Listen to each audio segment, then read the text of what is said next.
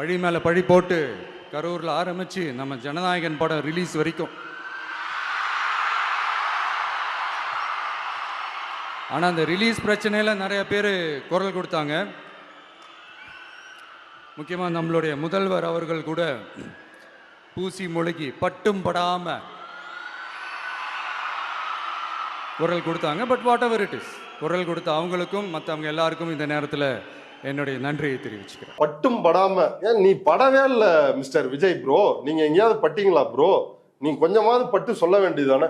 இப்ப வரைக்குங்க அவங்கள நேத்து விஜய் அதை பேசியிருக்கணுமா இல்லையா? நீ சிஎம்க்கு நன்றி சொல்ற. சிஎம் என்ன ட்வீட் போட்டாரு? சிபிஐ, இடி, ஐடி வரிசையில் சென்சார் போர்டும் ஒன்றிய பாஜக அரசின் புதிய ஆயுதமாக மாறியுள்ளது. கடுமையான கண்டனங்கள். இது பூசி மொழிகி போடுற பதிவா? விஜய் என்ன அப்படி அறுத்து கிழிச்சாரு? விஜய் என்ன பேசினாரு?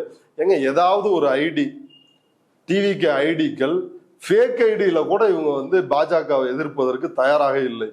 இதுல வந்து விஜய் நாங்க தான் சிறுபான்மையினருக்கு எல்லாம் அப்படின்னு சொல்லி யாரேனும் நம்பினால், அல்லது முற்போக்காளர்கள் நல்லா முட்டு கொடுக்கிறார்களே, சில வாடகை வாய் பத்திரிகையாளர்கள் வந்து முட்டு கொடுக்கிறாரு, விஜய் கிழிச்சிருவாரு, விஜய் அப்படி இப்படின்னு முட்டு கொடுக்குறாரு அப்படின்னு யாராவது நம்பி போட்டாங்கன்னா அவ்வளவுதான். அவங்களே அவங்க தலையில மண்ணெழுகி போற மாதிரி.